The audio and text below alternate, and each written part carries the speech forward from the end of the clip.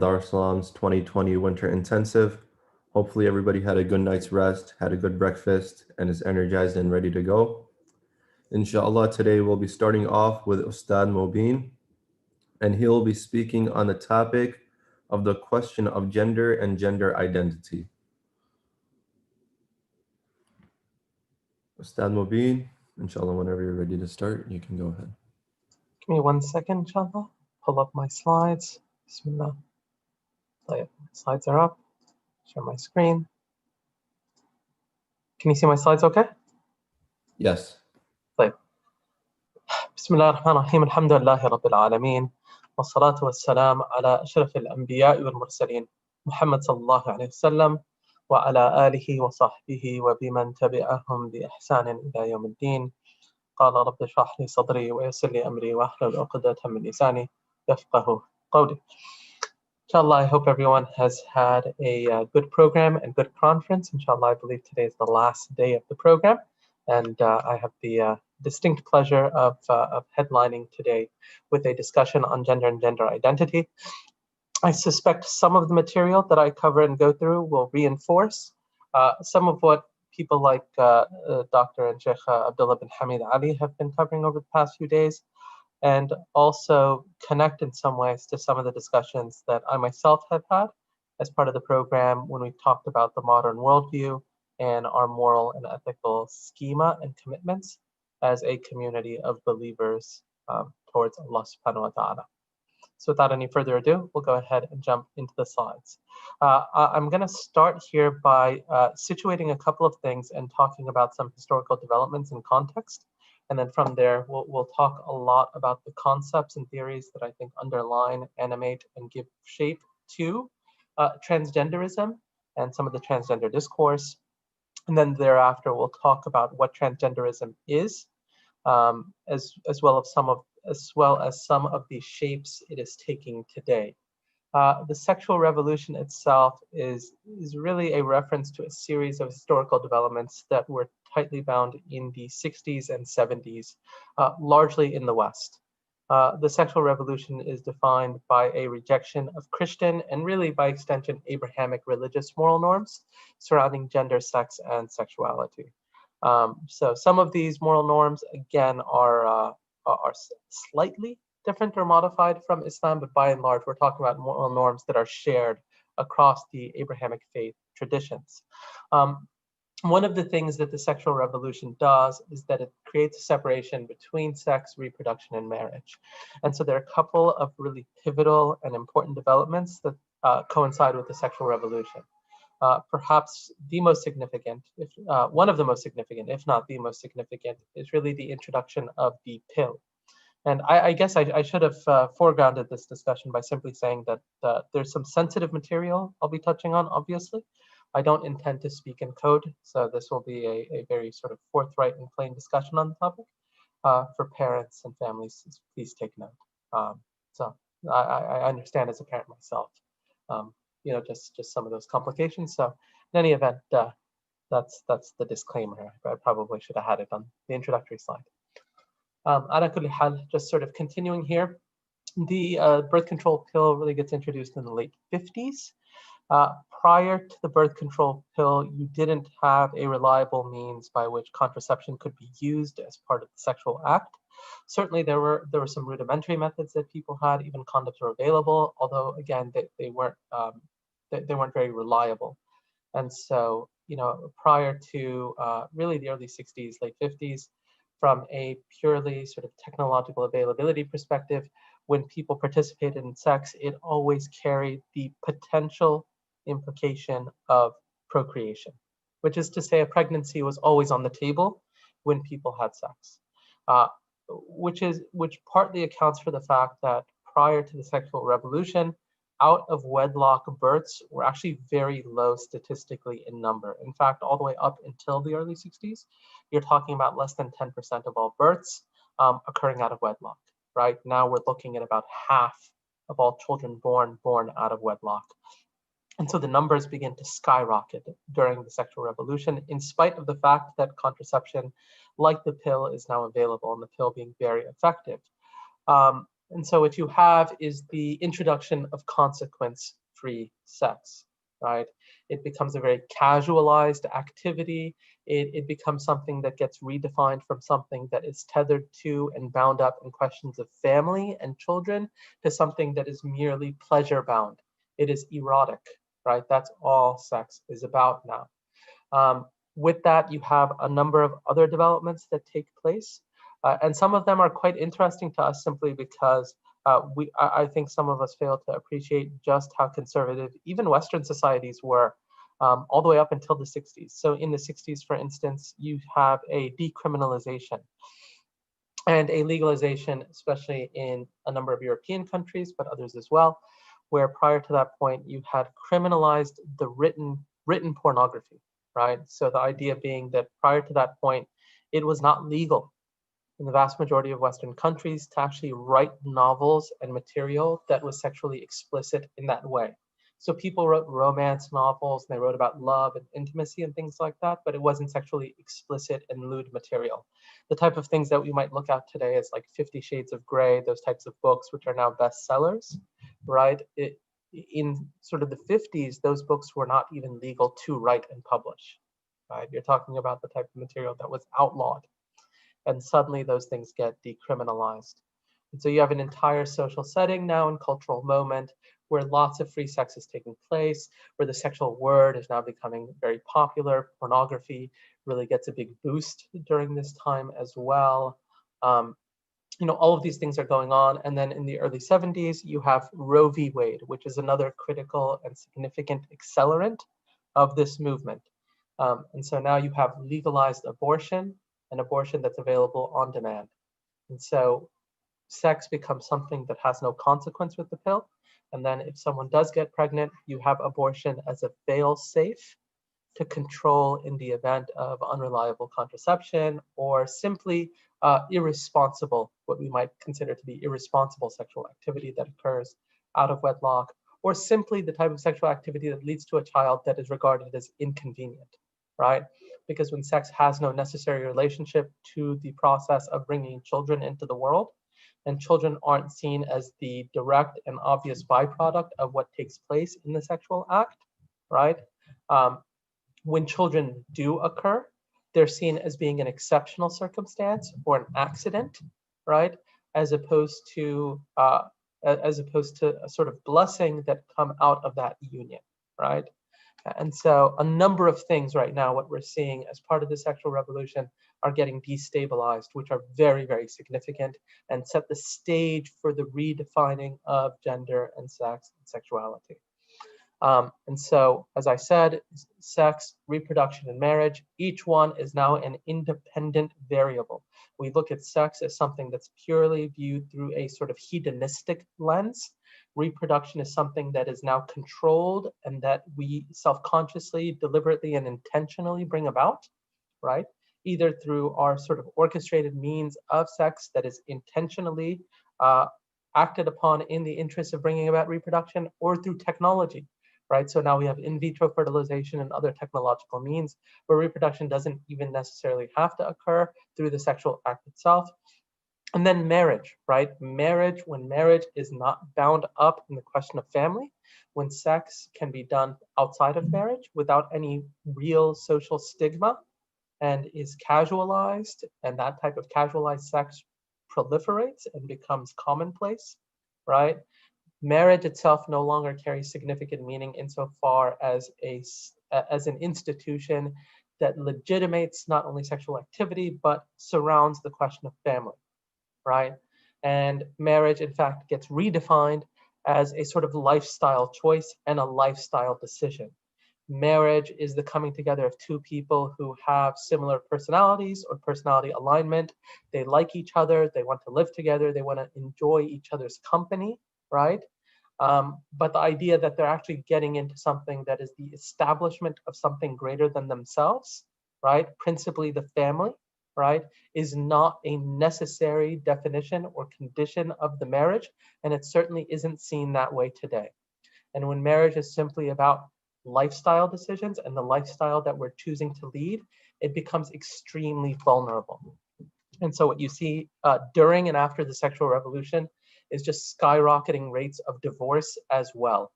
Skyrocketing rates of divorce, because when it's simply about sort of mutual pleasurability and enjoyment, the moment that marriage becomes something that's not that enjoyable and not that fun, the commitment begins to wane and divorce becomes the obvious option. So it should not be surprising that as an outgrowth of all of these transitions and trends, we see a demise in the actual family. So the family unit takes a huge, huge hit. Fewer people having children, reproductive rates declining, huge social dislocations with fatherlessness becoming more common, delinquency, right? Children being reconfigured as a sort of inconvenience for the family. And so we have to outsource those types of responsibilities, especially the responsibility of parenting, which is now seen as something that is a strain on one's economic prospects. I can grow my own career, or I can be bound up in trying and sort of chained down with these children and trying to take care of them, right? And so that becomes a very, very prominent discourse, and it is a discourse that lives with us today, right? And this type of discourse can weigh extremely heavily on women, especially mothers, who feel inadequate and insecure at times simply because they are devalued, precisely because their life is ordered around taking care of children and the raising and cultivating of a healthy and positive social context and loving social context for them to be raised within, which is seen as simply carrying less value than their participation in a wage-based economy, right? And being a successful career person. And so many of these things, again, start occurring simultaneously, and the sexual revolution really gives them a shot in the arm. The visibility and prominence of homosexuality, the gay rights liberation movement, ride on these coattails. And what all of this does, is it puts religious believers in a very, very difficult position, because the underlying logic of traditional sexual norms and values cease to make sense. Okay, they simply do not make sense the same way when you've just unraveled so many core components and underlying assumptions and metaphysical commitments that sit at the very core of traditional religion, right? And certainly Islam is part of that. Now, Allah subhanahu wa ta'ala, when we talk about the creation of the male and the female, Allah speaks multiple times in the Quran of the means and his creating of us as men and women. In Surah Al-Layl, وَمَا خَلَقَ الذَّكَرَ وَالْأُنْثَى, and by his creation of the male and the female. Meaning Allah is swearing by his creation of the male and the female. And Surah Al-Najm, وَأَنَّهُ خَلَقَ الزَّوْجَيْنَ الذَّكَرَ وَالْأُنْثَى, and that he created the two mates, the male and the female. In Surah Ali Imran, right, when the mother of Maryam alayhi salam conceives of Maryam, she's surprised. She says, "Inni wada'tuha untha," that I have given birth to a female, right? وَلَيْسَ الذَّكَرُ كَالْأُنْثَى, and the male is not like the female, and the male is not like the female. Okay, very, very important verse insofar as it asserts male and female differentiation, right? And we'll get back to this momentarily. We also have Surah Al-Rum, the famous verse that's recited at many weddings. وَمِنْ آيَاتِهِ أَنْ خَلَقَ لَكُم مِّنْ أَنفُسِكُمْ أَزْوَاجًا لِتَسْكُنُوا إِلَيْهَا وَجَعَلَ بَيْنَكُم مَّوَدَّةً وَرَحْمَةً إِنَّ فِي ذَلِكَ لَآيَاتٍ لِقَوْمٍ يَتَفَكَّرُونَ. Okay? And of his signs that he created you from yourselves mates, that you might find tranquility in them. And he placed between you affection and mercy, mawadda and rahmah, love and mercy. Indeed, in that are signs for people who give thought. And then also the verse that we perhaps hear oftentimes in the Friday khutbah, or at the start of the Friday khutbah, from Surah An-Nisa, the very first verse. يَا أَيُّهَا النَّاسُ اتَّقُوا رَبَّكُمُ الَّذِي خَلَقَكُم مِّن نَّفْسٍ وَاحِدَةٍ وَخَلَقَ مِنْهَا زَوْجَهَا وَبَثَّ مِنْهُمَا رِجَالًا كَثِيرًا وَنِسَاءً. Okay? O mankind, fear your Lord who created you from one soul and created from it its mate, and dispersed from both of them many men and women. Okay? Now, what we see throughout these verses is a notion of male and female complementarity, that men and women complement one another. Okay? And there is an obvious biological complementarity between men and women. They have been designed in that fashion by Allah subhanahu wa ta'ala. And to put it a bit crudely, when we think about reproduction and procreation, the sort of sexual process the only form in which it can occur is between a man and a woman. There is no proper means or shape by which sex can occur between those of the same sex. Okay? Men and men, women, women, they don't have, again, putting it a bit crudely, they don't have sort of the material, if you will, or the anatomy through which sexual activity can bring about a family, can bring about children. Okay? And so this complementarity is something that's significant. And then there's also the complementary not only biologically, but in who they are. This is essential when we start thinking about men and women and male and female differences. Okay? The male and female differences run deep. They exist at the biological level, and that biological level isn't limited to our anatomy, right? Even when you think about muscle distribution, right? You think about some normative characteristics about height and weight and things like that. You think about brain structure, cellular differentiation, huge differences between men and women normatively when we think about our biological differences, but also huge differences when we think about how men and women participate and assert themselves in the world, right? Dispositionally, which is to say that men and women have different behavioral traits, okay? And that these behavioral traits are a function of how Allah made them, okay? And so men, for instance, take on more assertive characteristics and features, okay? This is not simply a constructed way in which men behave, right? But instead something that is dispositional to men. And this is something, in fact, that we see throughout the male creation, right? You see this even in animal life, right? Where you see sort of male and female animals taking on and assuming different behaviors, right? And so that's very significant. And these differences bear weight when we start thinking about the difference between fathers and mothers. Okay, fathers and mothers are not identical, and they're not interchangeable. They're not interchangeable. Father cannot be a mother, and a mother cannot be a father, right? These are two specific sets of individuals with responsibilities that coincide with their disposition, okay? The Sharia itself is predicated on not only an acknowledgement of these differences, but in many cases, an accentuation of those differences.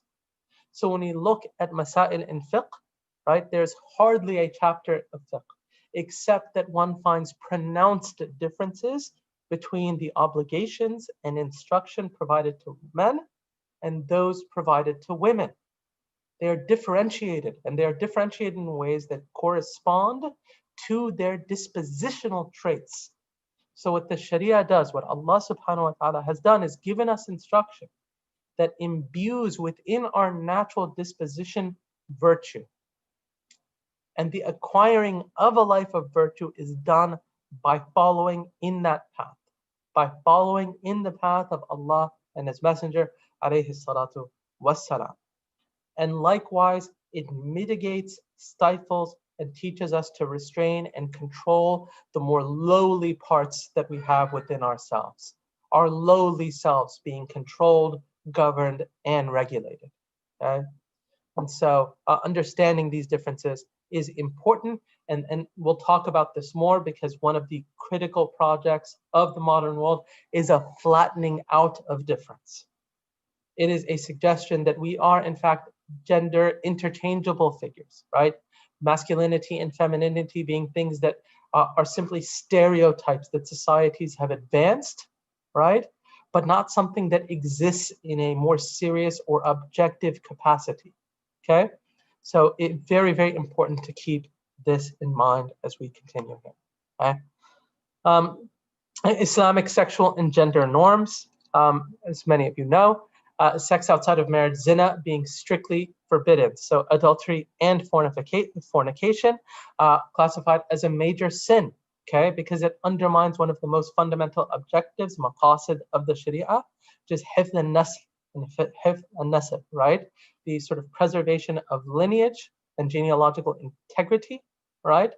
that zina directly undermines that. And that's why Allah subhanahu wa ta'ala says, وَلَا تَقْرَبُوا الزِّنَا. Don't go near zina. Don't go near it. And when he describes it, Azza wa Jal, إِنَّهُ كَانَ فَاحِشَةً وَسَاءَ سَبِيلًا, that indeed it is a lewd transgression and an evil path. And an evil path, the proliferation of zina, unravels and deteriorates the social integrity and communal stability of a society. And that's why the norms in the Sharia don't limit themselves to simply saying don't have sex outside of marriage, but also institute controlling and mitigating measures to minimize the prospect of zina ever coming about. And so no physical contact before marriage between unmarriageable individuals, no halwa, so men and women who are rather marriageable, I should say. No physical contact between marriageable individuals, no halwa between a marriageable man and woman.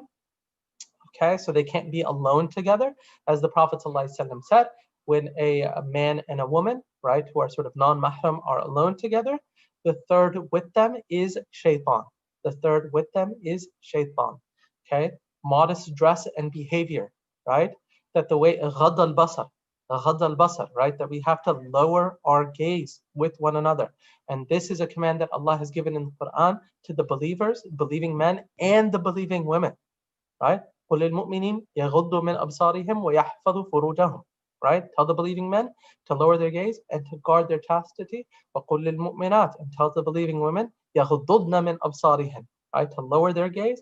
وَيَحْفَظْنَ فُرُوجَهُم, right? And to guard their chastity as well. Lowering their gaze and guarding their chastity being something that applies to both genders. And the Islamic teachings on gender are that there are only two, the male and the female. There is an inclusion and acknowledgement of the intersexed individual, like the hermaphrodite, the khuntha mushkil. If you're interested in reading more about that particular category and the underlying fiqh rather, that or the associated fiqh for those categories, or for that category of individual, you can read an article I've written on Muslim matters. It's called "The Male is Not Like the Female." Male is not like the female. Inshallah ta'ala, you'll find a lot of details on the khuntha and the mukhannath and some of the other categories where we see a bit of gender nonconformity being recognized in the Sharia.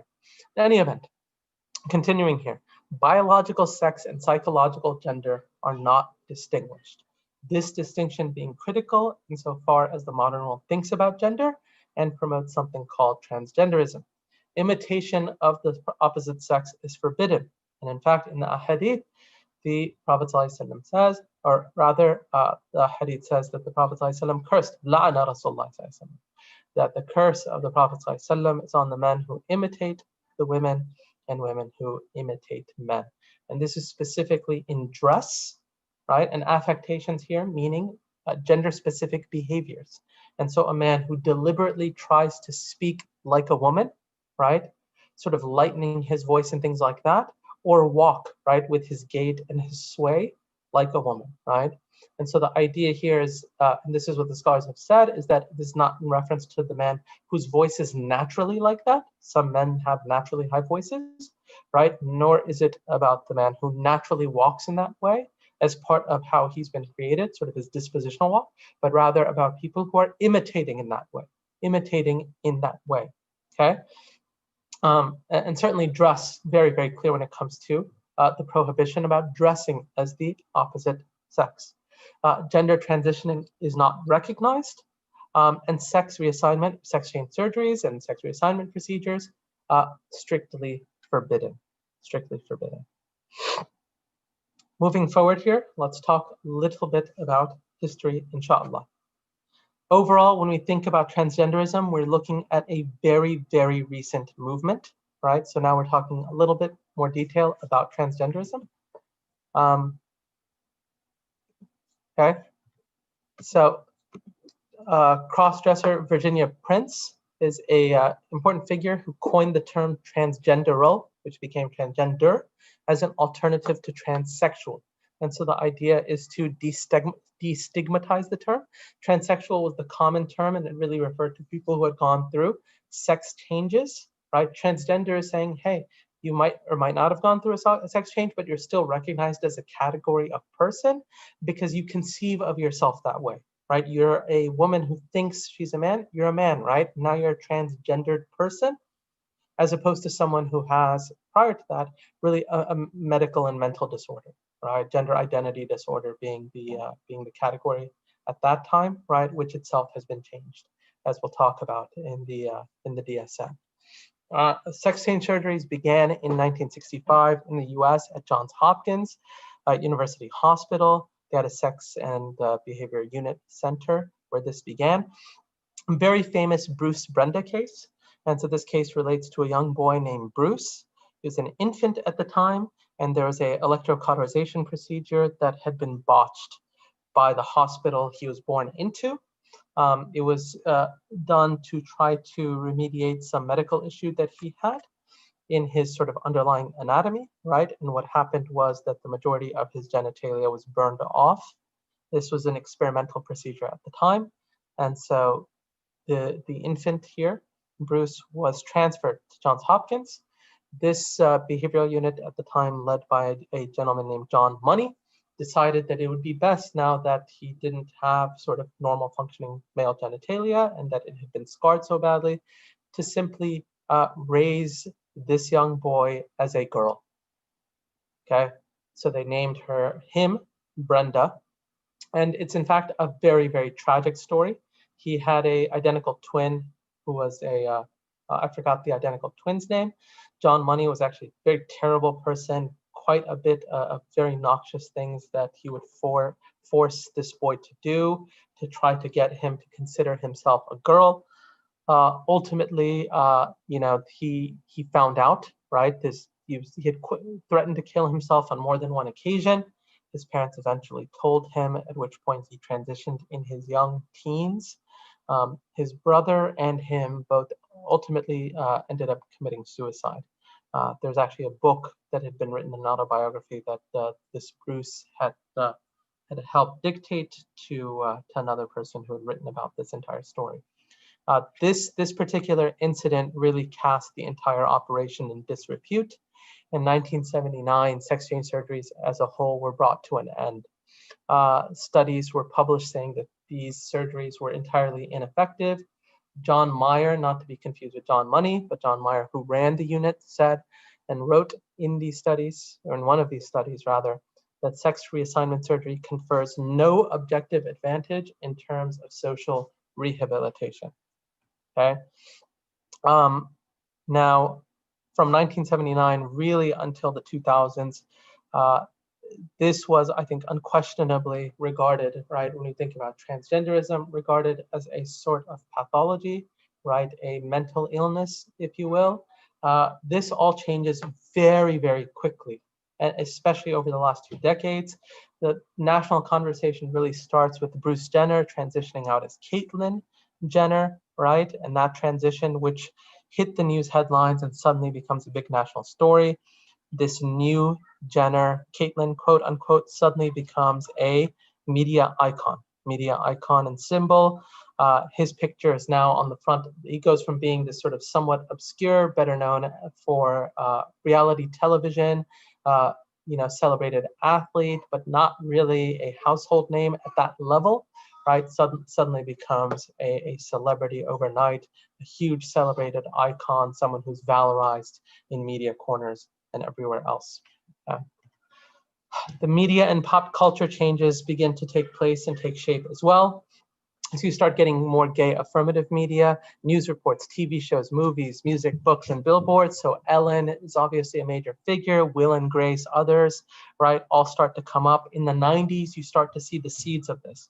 So you get more daytime dramas and shows that have as a theme within them someone coming out of the closet, or someone being gay, or someone being lesbian, and the type of difficulties that they're going through. So a big effort to humanize their challenges, right? And to make the audience very sympathetic to the details of who they are and what they're going through and their sort of quote unquote identity. Okay, teens are also encouraged to question and test out their sexuality and to test out their gender. Right? Who says that you have to be a girl in this way? Who says you have to be a boy in this way? You can choose for yourself who and what you want to be. Who says that you have to be straight? Why do you have to be straight? Okay? Jenner wins Woman of the Year for Glamour magazine, right? In the late 2000s, Glamour magazine, front page, right? Front page. Bruce, now Caitlyn, is Woman of the Year, okay? Hardly a week passes now except an actress, athlete, or some media icon comes out identifying as a new gender.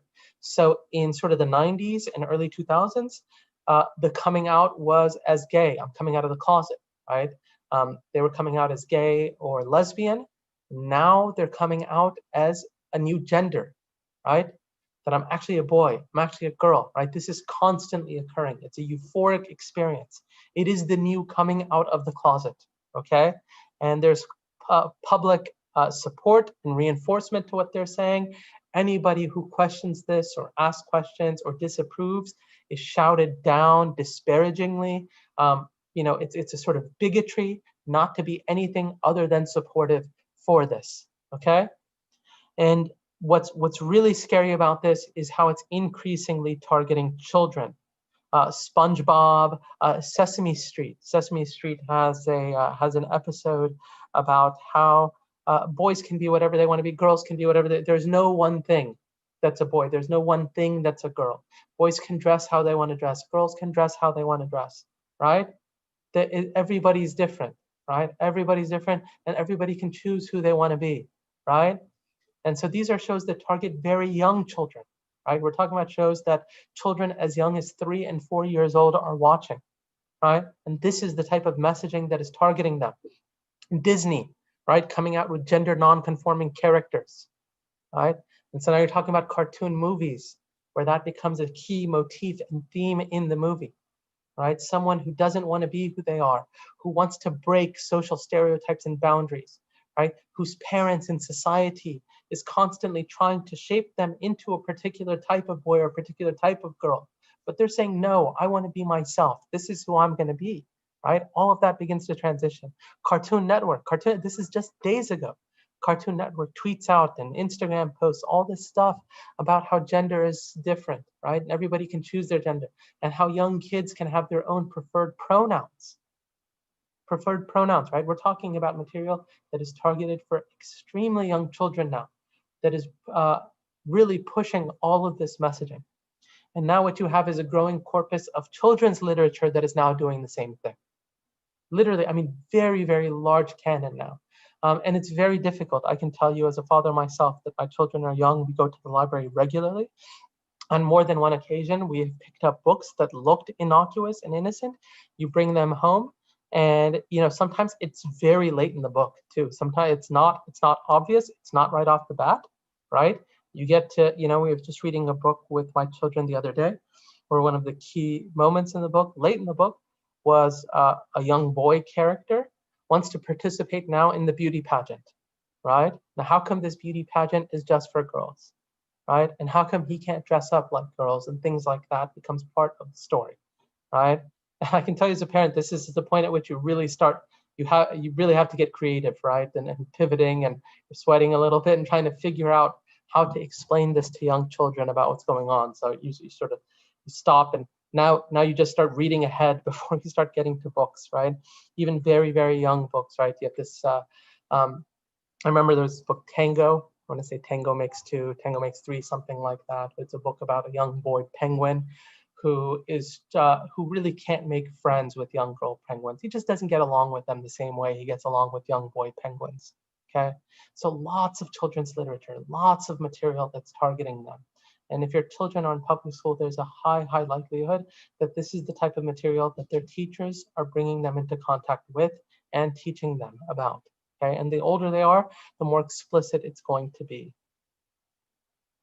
Global trends, and these are really just the last couple of years when we start thinking about the way that this is shaping human beings and forming the way they think, okay? So this is Walter Thompson Innovation Group study. Relatively recently, 48% of 13 to 20-year-olds identify as exclusively heterosexual, which is to say that over half of 13 to 20-year-olds identify as something else, okay? Queer, lesbian, gay, pansexual, some other category. They are filling out that box. They are not referring or considering or conceiving themselves as heterosexual. Millennials, that number is 65% between 21 to 34. So you're seeing how large now the number of young people and people are in general who are coming out and saying, you know what, I might be bi, I might be this, I might be that. I don't want to be straight, right? I'm not just a straight person, okay? Over a third of Gen Z, right? So Generation Z refers to people born in the mid to late 1990s to the early to mid 2010s, strongly agree that gender does not define a person as much as it used to, okay? Over a third, okay? So many of them say, hey, gender is not really that definitional to us anymore. It really doesn't mean as much as it used to at some point in time, okay? And so, this is all very significant here. GLAAD, which is a very prominent LGBT organization in its 2017 Accelerating Acceptance Report, 20% of males identify as LGBTQ, or rather 20% of millennials, not males, 20% of millennials identify as LGBTQ. All right, these are record statistics now for them. 12% of millennials as transgender or gender nonconforming. You have to realize in the 90s, the transgender identification statistics were literally 0.0001 something, okay? We're talking about an infinitesimally small proportion of the human population, which is now, right, self-identified wise, coming out over 10% for some cohorts of human beings generationally, especially young people. More and more of them are default, right, identifying as the opposite gender or transgender. In Sweden, there has been a 1,500% rise between 2008 and 2018 in gender dysphoria diagnoses, right? Gender dysphoria being the underlying condition where a man or a boy thinks he's a girl and vice versa, okay? And this is among 13 to 17-year-olds born as girls. UK young people referred for gender treatment, right? Statistics just from 2009, 97 people in 2009, 2,500 people in 2017, 2,500. So you can see just how large these numbers are growing. And this is absolutely significant for us, especially insofar as you consider the implications of this and the world we're living in, right? The likelihood of having a gender nonconforming or transgender colleague at work, likelihood of having a transgender nonconforming student, right, in a child's class, right? Now much, much higher than it's ever been. And certainly, like in a bigger school, you can take for granted that at least a few of the students will be gender nonconforming or transgender. Even if there isn't one in every class, there will in all likelihood be a few in the school now. When we think about the genealogy of this thought, this is a handful of thinkers. I could have put a lot of people here. In fact, I think there are plenty of names that really could have filled this void. And that could have filled this, not void, but just this slide. When you start thinking about the sheer number of philosophers, especially over the last century and a half, that have contributed into setting the stage for transgenderism and more. A couple I've listed here: Jacques Derrida, deconstructionism. There is no out of context. A very, very famous line from Derrida, right? There's no such thing as out of context. Everything is context laden, right? And so what you get is a certain type of perspectivism, right? Perspectivism. It's all in the eye of the beholder. What is the context that he comes out of? And on a side note, these types of trends I think are very important when we start thinking about transitions and new scholarship that comes in, especially out of the academy, when it reviews and examines Islamic studies and Islamic history. Because now the focus becomes less on the writings of those scholars, so we're not interested in their thought or what they've said on questions of aqidah or fiqh or hadith. What we're more interested in is the backstory. What is their context politically? Because their writings are now political. What is their context socially from a gender perspective, right? How can we look at them through the lens of race? And so now the real story is not what they've written. It's not examining their theological acumen and assertions.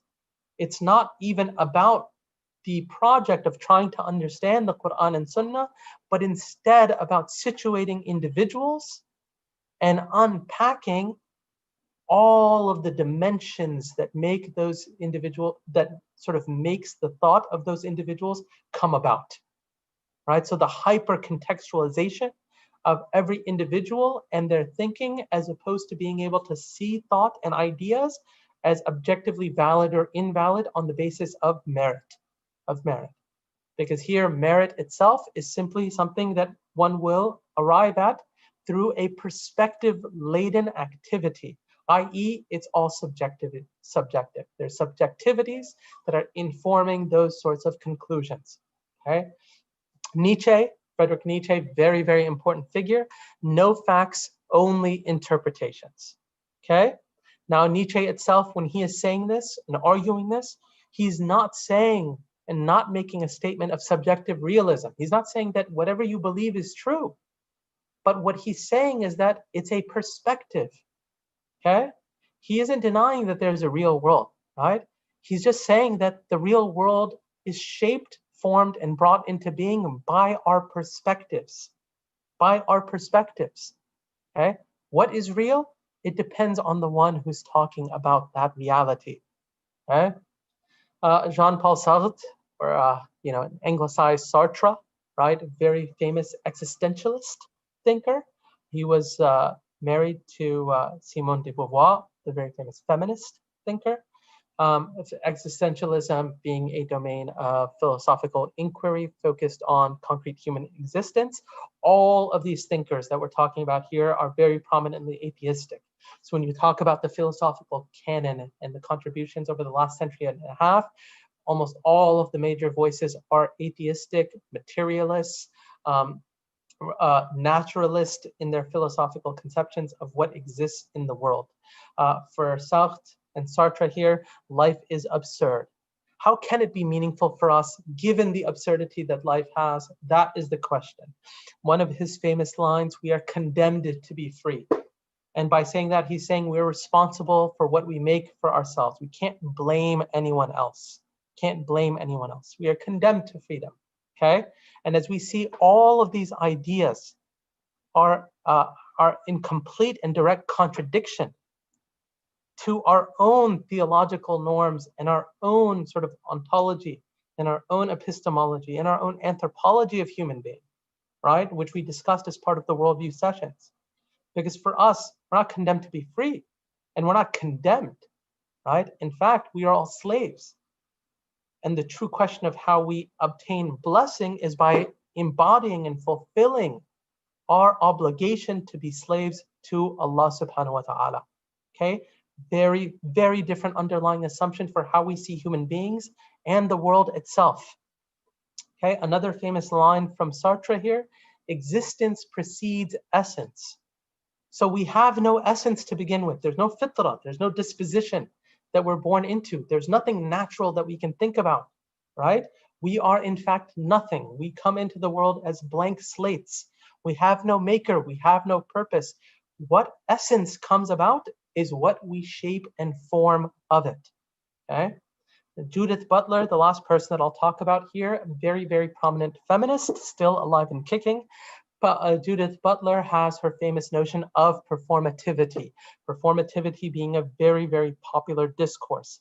She has a famous line in her work, I would say, I can't remember the name of the work, Gender Wars maybe, something like that. In any event, and this is a very, it's one that's received a lot of attention and has been analyzed a lot in the academy, where this is the closest she comes to really making an ontological contention, where she says, being a lesbian is all I've ever been.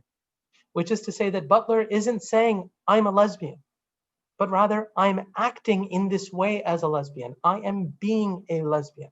We are performers, and yet she cannot be anything else. She can't be anything else other than being a lesbian, okay? And this notion of performativity begins to expand and it gets applied to the notions of gender itself, right? What is a man? What is a woman? What is a male? What is a female? These are roles, right? So gender roles becomes a big part of our discourse. Why do we refer to that term? Because it's a role that we're taking on. right? Society has made these stereotypical roles, and we're born into them without a real choice. And they get reinforced by the names we're given, and by the expectations that are applied upon us, and by the media, and by society, and culture, and everything else, telling us this is your role, right? Act according to it. And so within this grand social theater, we behave according to those expectations, right? And so we bring these roles into being through environmental factors and through our own performances. And we continue to re-articulate them every day of our lives. So there really isn't, if two people were just on an island, or a group of people were just born blank slate on an island, would they naturally arrive at male and female? But they're saying no way, right? They may arrive at something totally different. And they're going to arrive at that difference through their environmental factors and what they find themselves within. And as a result of that, what they will do is calcify and reify a new constructed enterprise of how they want to divide themselves as human beings and see themselves. Okay? And this type of attitude is now so common amongst otherwise respected and very intelligent and sophisticated people, right? And so I remember listening to a talk by, and this was Deborah Rhodey, who's a very, very prominent sort of feminist academic, right? She's professor of law, I want to say, at Stanford. So not as big on the feminist side, but certainly a very prominent female academic. And she was talking about this. And the analogy she gave, which I was quite surprised by, was the analogy of a dog, okay? And so the same way that we look at a dog, and historically dogs were in the wild, and we domesticated the dog. We brought them in our homes, and we trained them, and we taught them into how to behave in the home. And we did this generationally, where now the entire breed of dog is the domesticated dog, which is a completely different breed than the undomesticated or wild dog. And the idea is that if we can domesticate dogs and completely manipulate and shape their behavior and what they eat and how they behave, right? A domesticated dog doesn't bite, right? Doesn't bite. That's not a natural behavior for a dog in the wild. They're using their teeth all the time. They're attacking. They're aggressive, right? The domesticated dog is loving and friendly and, likes to get pet and all those types of things, right? And if that's what we can do with animals, human beings are simply another category of animal. In this reading and understanding of the world. Okay? All of this sets the groundwork for transgenderism and certainly much more.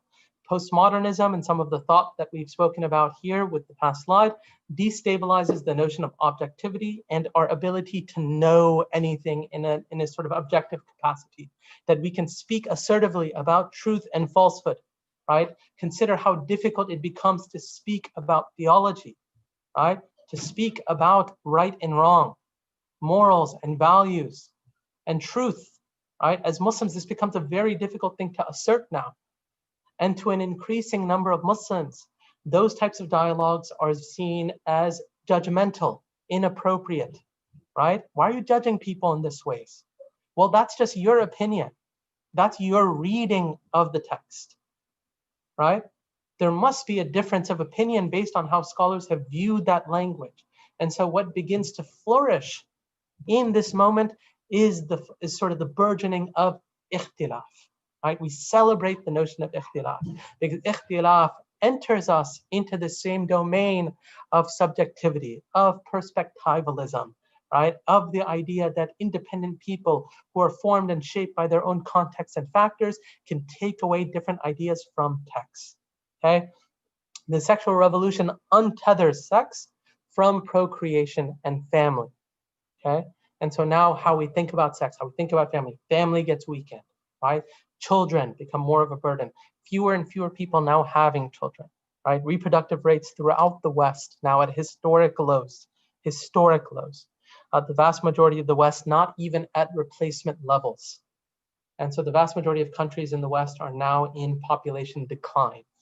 Individualism makes us hostile to mediating structures like family, community, church. It's all about me. So we become very nafsani. We become people who are focused on living very hedonistic, self-centered, selfish lives, narcissistically oriented. Technologies like social media feed these indulgences, okay? Feminism, right, flattens gender difference. There is no gender difference, okay? The only differences that we see are the ones that we shape and form through our actions and our language, okay? Performativity says that we, in fact, make the very concept of gender itself come into being. So when all of these things exist at the ground level, right, it should not be surprising that we get transgenderism and we begin to lose track of, well, what does it mean to be a man? What does it mean to be a woman? Right? The type of things that societies have never questioned and taken for granted from time immemorial are now major questions that we can no longer seem to figure out. So there is at the heart of this and at root an amalgamation and a great separation. Modern Western cultures separate three things that have been and are tightly bound up with each other: sexual activity, reproduction, and marriage. You remove those and you separate them apart, and suddenly homosexuality and everything else and gay marriage becomes not only sort of acceptable, but logically consistent with how these things have been newly understood. If marriage is simply a lifestyle choice, why are you stigmatizing and mistreating one lifestyle, right? Why aren't you actually acknowledging that? Because it's simply a lifestyle decision. It has no necessary relationship to reproduction or family. It also separates out and creates a distinction between biological sex, gender identity expression, and sexual orientation. These three things have no necessary relationship at all anymore, okay? Which is why a person can effectively be whatever they want to be. We live in gender neutral spaces. We are interchangeable beings, men and women, women and men. These are just words without any great meaning attached to them. And on the other hand, it amalgamates things that Islam insists should be kept rigorously separate, namely desires, actions, and identity, okay? Because actions is what brings about moral culpability, but now what happens is a person has identities that correspond to their desires, right? I desire to have sex with this person, that is now my identity. My identity is that I'm gay or straight. My identity is that I am a trans man or a trans woman because I desire to be a man or a woman instead of what I was born into, okay? Or rather, who I am, in fact, actually am. Okay? Now, next couple of slides, I'm going to be focusing in a little bit more on transgenderism itself as a phenomenon, okay? Transgenderism is an umbrella term for persons whose gender identity, gender expression, or behavior does not conform to that typically associated with the sex to which they were assigned at birth. Okay, this is the APA definition. Note the terminology, right? Assigned at birth. Sex is simply something that we get assigned. It's a product of birth certificates. And dialogue, it's a discursive category. It's something that we have spoken into being. It's not something that exists in an objective format. Okay? And what's really interesting about transgenderism is that there are seemingly two contradictory notions at the heart of it. One is gender constructionism, the idea that we have constructed gender and we can reconstruct it. And yet, at the same time, it requires us to buy into gender essentialism, right? That if you believe that men and women have no underlying essence, then why am I becoming a trans woman or a trans man when I'm dressing differently? Why wouldn't I still be a woman or a man? Right? Because the logical implications of that only makes sense, right? Rather, that logic only makes sense if you're willing to accept that men and women have some differences, right? And that you're behaving according to a different, right, sort of sexual expression. But when you deny that difference, right, how does transgenderism hold, right? Again, these sort of contradictory notions are never fully squared out, right? And so there's simply things that sort of exist, are spoken about, and persist away, but they're not really subject to really strong individual or personal inquisition, as it were, right? So conceptually speaking, you have a number of terms, thoughts, and categories here that sort of get off scot-free in some sense. Okay. At the heart of the transgender movement are radical ideas about the human person, in particular that people are what they claim to be. A transgender boy is a boy, not merely a girl who identifies as a boy. And we see this now in our public square and in public discourse, where when a person has transitioned, quote unquote, right? It's not a girl who has transitioned to a boy, but it is now a boy. The pronouns, everything is adjusted. Everything is adjusted. There's no means by which you can acknowledge that, right? That there has even been a transition. The mere presence of the transition is something that should not be spoken about. It is now boy. It is now he, right? And this is a he. And everything that would apply from a pronoun, linguistically, behaviorally, everything should now just continue without any serious fuss or concern or question. Okay, now a couple of things that are debated within transgenderism. First question is transgenderism something that is inherent? Okay, this is a very similar debate to the type of debate that has occurred in the context of homosexuality, which is sort of the debates around the gay gene, right? On a side note, there is no sort of medical evidence to support the gay gene. The biggest study on this was published by the New Atlantis. When I say last year, very, very lengthy study on the topic. If you have time, you can look it up, inshallah. But now arguments today are appealing to the same biological, sort of biological root, the biological source argument. And so the common assertion is that where transgenderism originates is the brain. So there's a trans brain. And so a sort of girl who believes herself to be a boy actually has a male brain or trans brain, okay? Now, there are a lot of studies on this. Inshallah ta'ala, tomorrow, I believe, I have a lengthy piece that will be coming out on this subject of transgenderism, which will get into these studies and really details on them, inshallah. So people who want to review them certainly can there. So inshallah, you can review that if you will. But suffice to say that the brain root argument, right, it is not a strong argument. Let's just leave it there. It's not an argument that is scientifically supported, not really supported scientifically, although people continue to make the claim and take for granted that in fact that is the root of it, and that's where it all comes from. So we'll talk here about the different types of transgenderism, and this is something that I think perhaps will strike some people as interesting. Most people have a very sort of cursory understanding of transgenderism, which is to say they sort of understand it at a very superficial, high level, but they don't understand the different manifestations of it and the way in which it takes on different trends or manifestations, okay? And so one manifestation of transgenderism is what is referred to as early onset GD, rather early onset gender dysphoria. Okay, early onset gender dysphoria refers to childhood gender dysphoria. Okay, so we're talking about really children, often prepubescent, who believe that they are the other gender.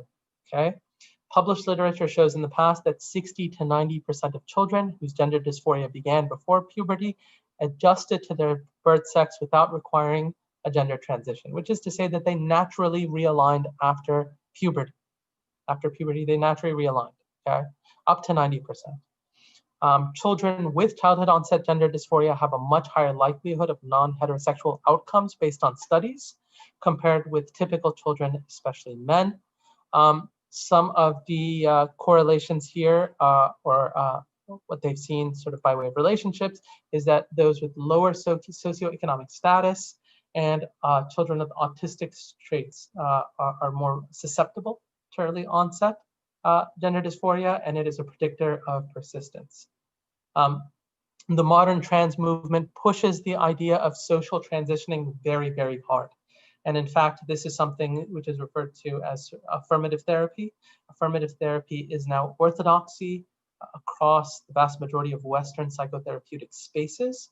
There is now a push to outlaw and ban anything other than affirmative therapy.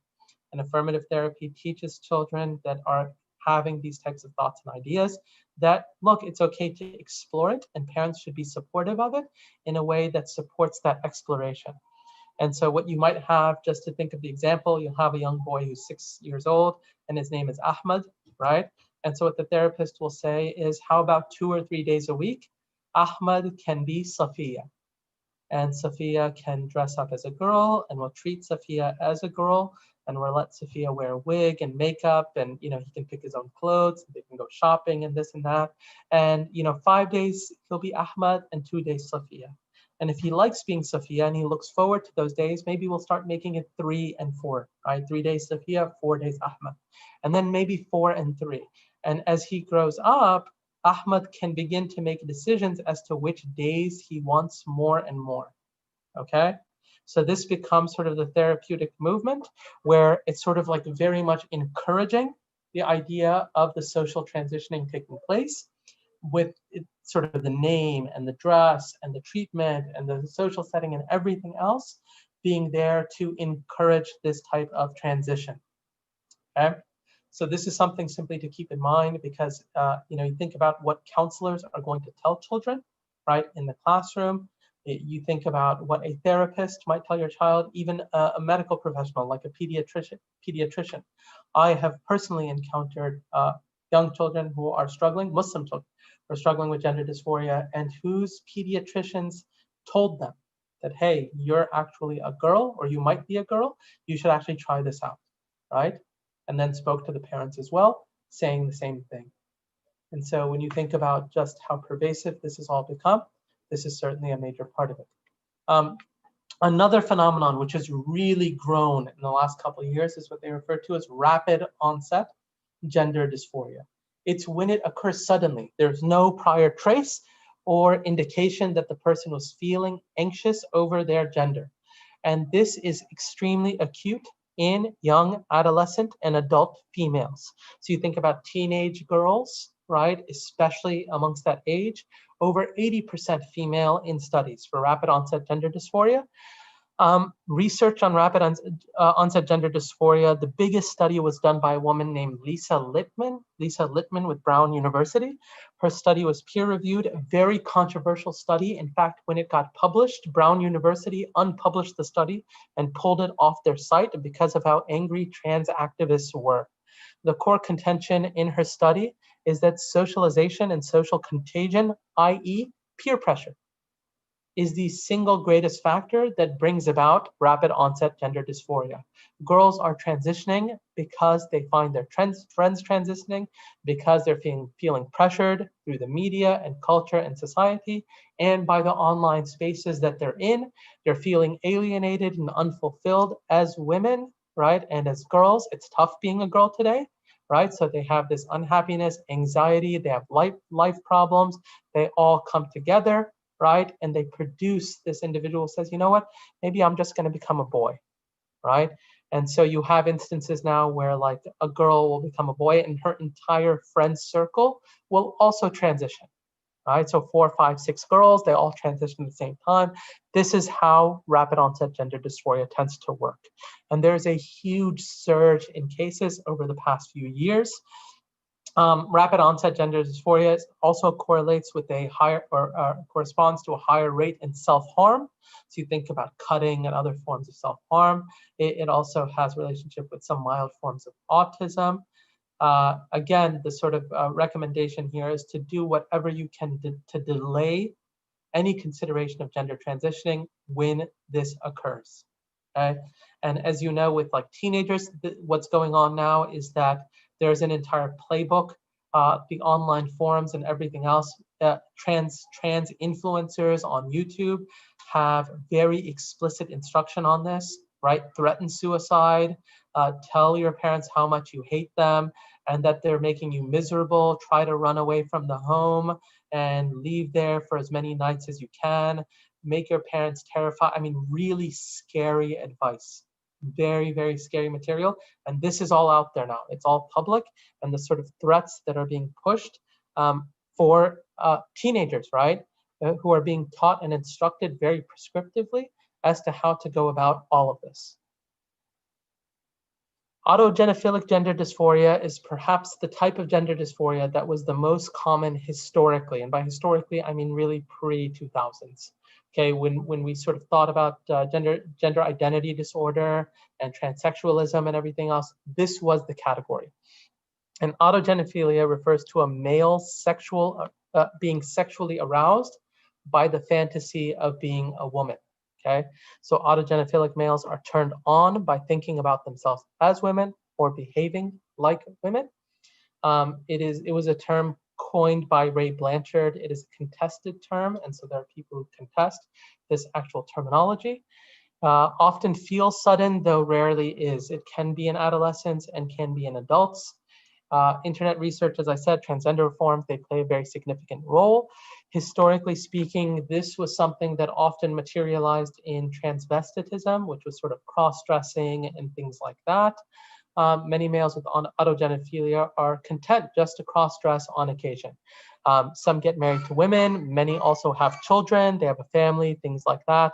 Over 75% of reassignments in the past were autogenophilic, right?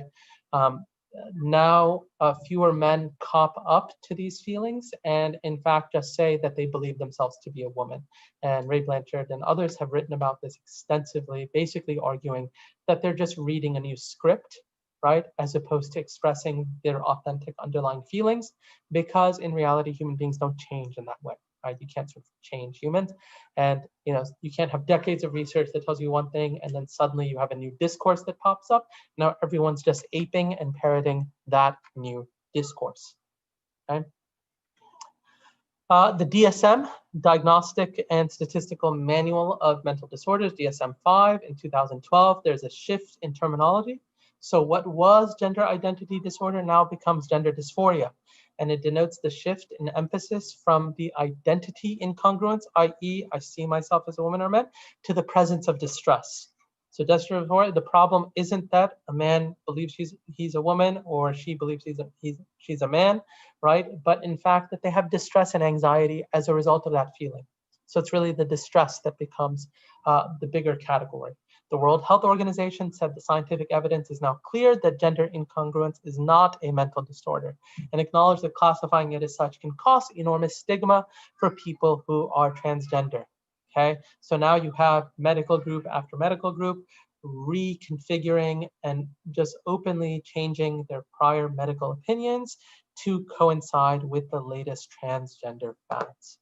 Okay.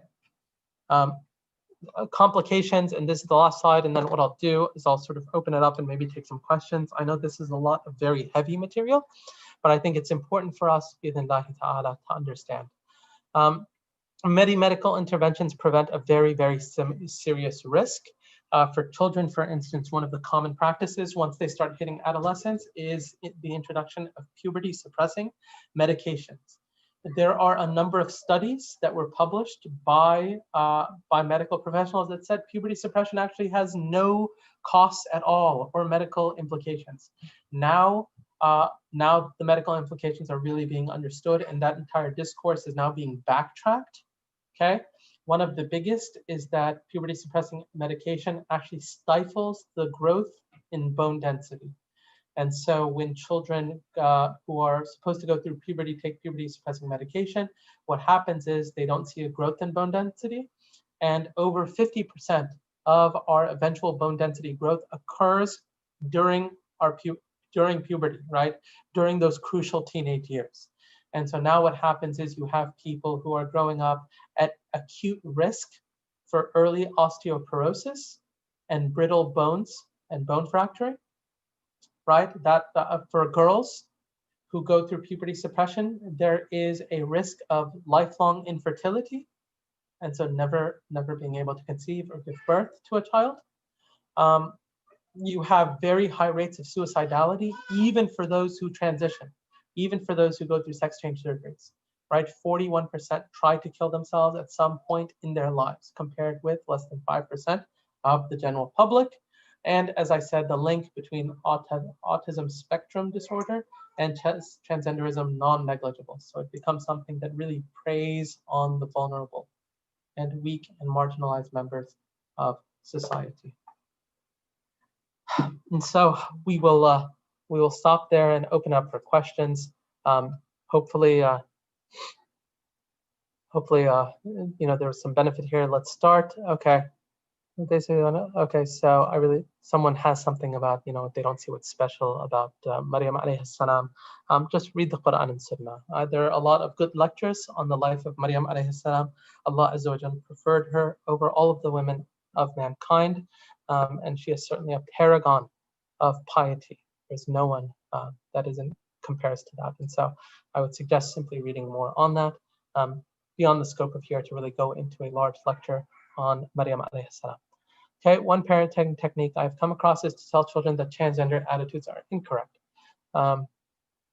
So we don't believe in them, but society doesn't want people to get hurt. So instead of approaching these people harshly and them getting picked on, we are just told by society to accept them. Instead of accepting them, that we will not pick on them. I see this as an attempt to be practical, but still falling slightly short. What is your opinion? Again, this is. I think a person has to have. I think you have to sort of apply some discernment to this. So there's the question of picking on people. Certainly we would say that, like, you don't want to like hurl insults at people and be abusive or anything like that. We wouldn't want to bully people, right? So I think we can sign on all of those things. The idea that, you know, the question is, what does it mean to like, you know, pick on a person, right? Does it mean, for instance, if you have a trans boy, quote unquote, like a girl who transitioned to a boy, telling that girl that she still has to use the girl's bathroom, is that picking on her? Is continuing to refer to her with her pronoun of a feminine pronoun, is that picking on her? Is reminding her that she's actually a female and not a male picking on her? Okay. Now, I'm not suggesting that all of those things need to be done at once, but I'm saying that certainly some of those, right, would definitely be in the equation, right? And if we're not doing those things, then what we're actually doing is abetting a mental disorder, right? And we're actually creating, we're worsening a situation, we're enabling, right, a person who is psychologically suffering.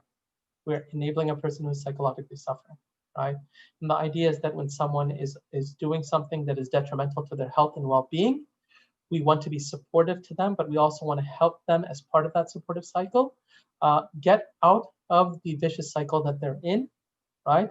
And to heal them and to bring them to a place where they can be healthy once again, okay? And we would do that with anything. And so part of sort of the pastoral practice that we have to approach with any individual is also speaking to them plainly. And just like any other person who has gotten habituated into doing destructive behaviors, some of that speech may be a bitter pill to swallow for them.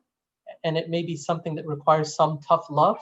And in other instances, it may require gentleness. But in almost all situations, it is not simply going to be abetting what they're doing, right?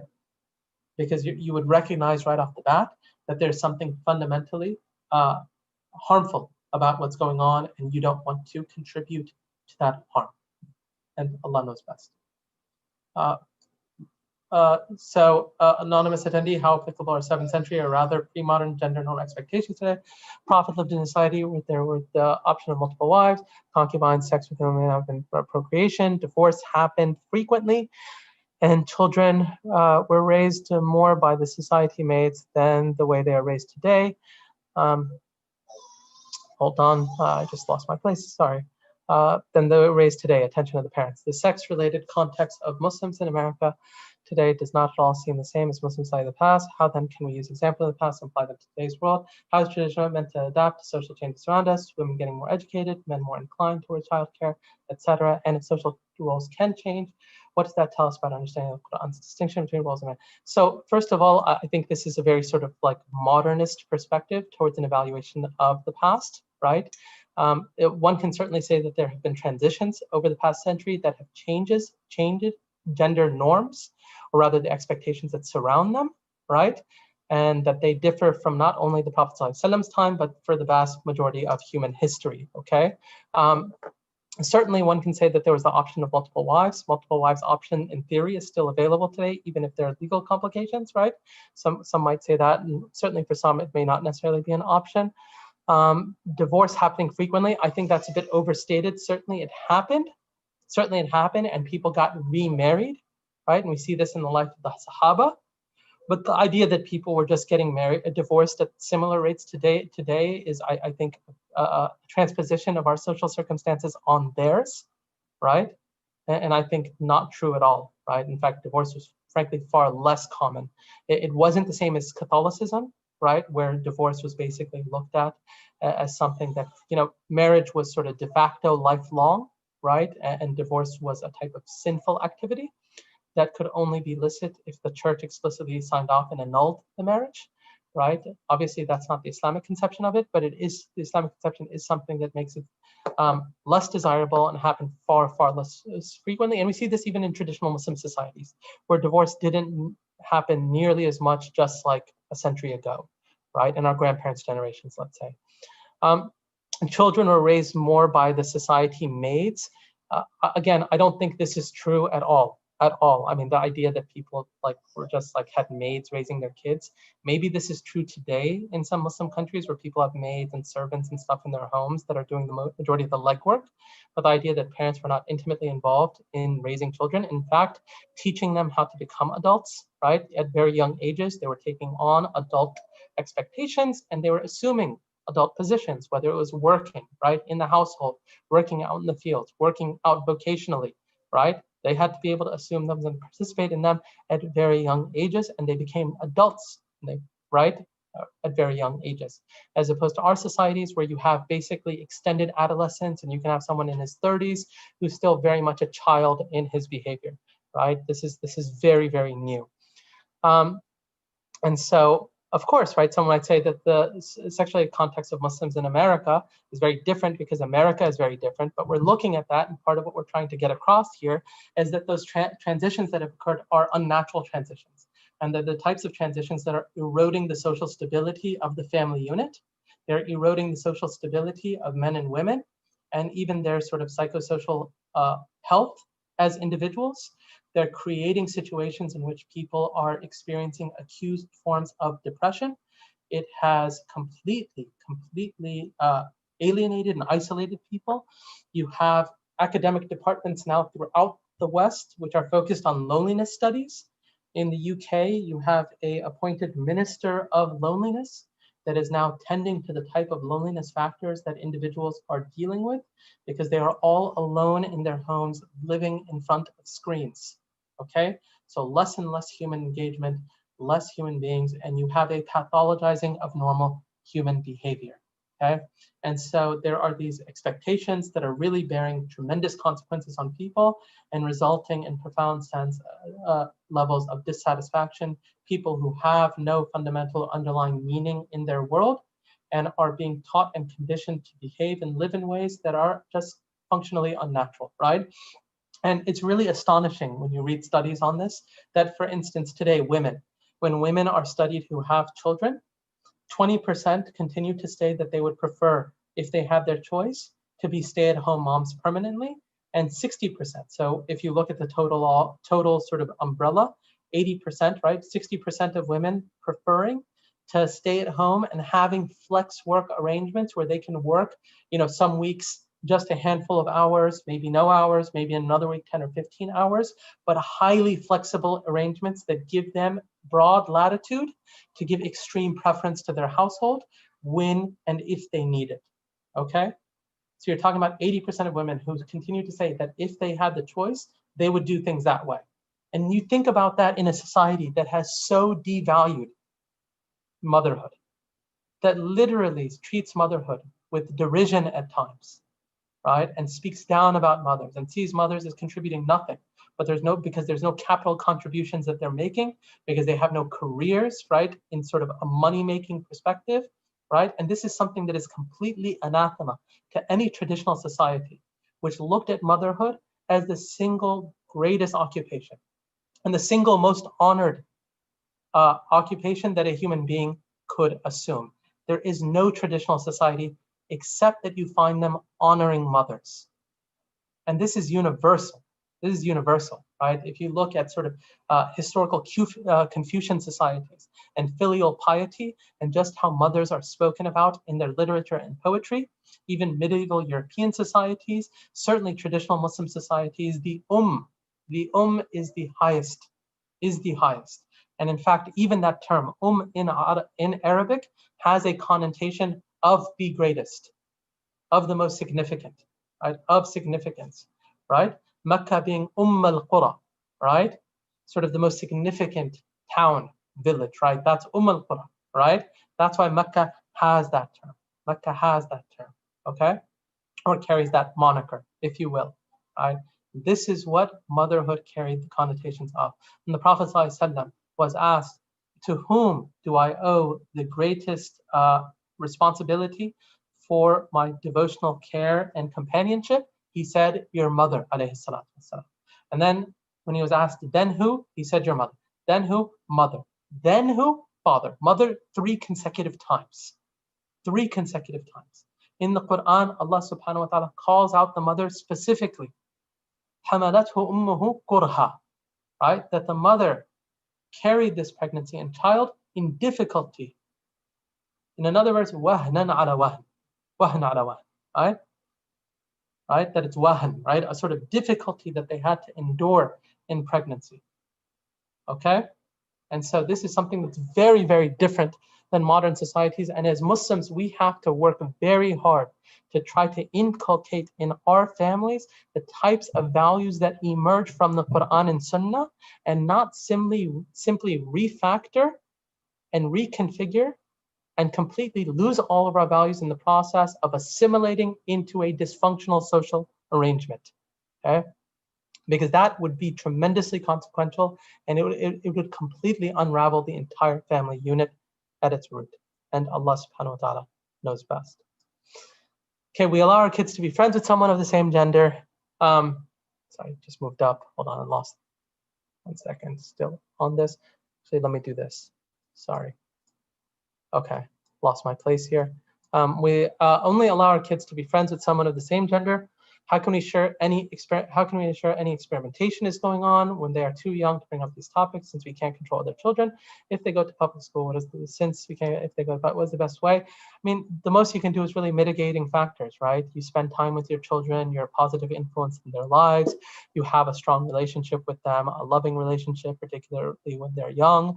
You have them, their friends, you try to make sure that their friends are also with families that you know of and that share your relationship, or rather share your values, right? They share your values. And so, you know, you're building social networks between families that are similar to yours, that have your values, that really place a high priority on taqwa and piety and being good Muslims. And, you know, those are the best things that we can do, right? Those are the best things we can do. Even the best approach will always carry some risk, right? In the sense that there's no way to 100% mitigate and control these things. We ask Allah subhanahu wa ta'ala to protect our children, right? And we make dua for them day and night, right? And so I'd say that these are all mitigations that we can do to hopefully and sort of reduce the likelihood of some of these complications. Next question. Would you say there are societies that have different assigned roles? Again, I want us to get out of the sort of habit of speaking in the language of performativity, right? The idea of roles is a very modern idea, right? Assigning roles, right? This isn't like what we've just gone to great lengths to show is that gender isn't simply an assignment of role, but it's a dispositional behavior that we come out of as a consequence of how Allah subhanahu wa ta'ala created us, right? If we're saying that men and women behave differently in those societies and societies have different expectations on them, okay, but this sort of assigning role language and verbiage, it's very, very sort of postmodern, new age feminist language that has become the way in which many people talk simply through their own sort of indoctrination into this discourse and assimilation into it. In any event, it said, if so, how does this affect our understanding of gender? Surely the Quran does not speak of animals when it talks about gender difference. We know certain female animals are larger than or certain. So I'm not sure what this question is necessarily getting at. Okay, well, one can certainly say, okay, that men and women behave differently in different societies, right? That it's not all identical or uniform. We would say nonetheless that there are underlying similarities, right? That are cut cross-culturally, right? It's not plastic enough where we're just going to say it's all interchangeable or neutral, and all it is a byproduct of social arrangement. right? It's not as if in some societies, right, it's just, there's no such thing as motherhood, there's no such thing as fatherhood, right? Or that, the things that women, for instance, are now like the majority of the warriors and soldiers, right? Traditionally, because fighting and war and combat was something that required and came out of the notion of sort of personal strength. The women were protected in traditional societies, right? And this was the case even for Aboriginal societies and tribes, right? The fact is that the way in which sex itself, sexual difference, has been maintained in past societies has been immensely common across past societies, right?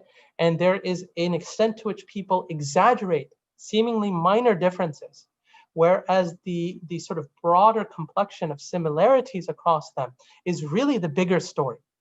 And I'll say this even in things that we might assume to be very much socially informed.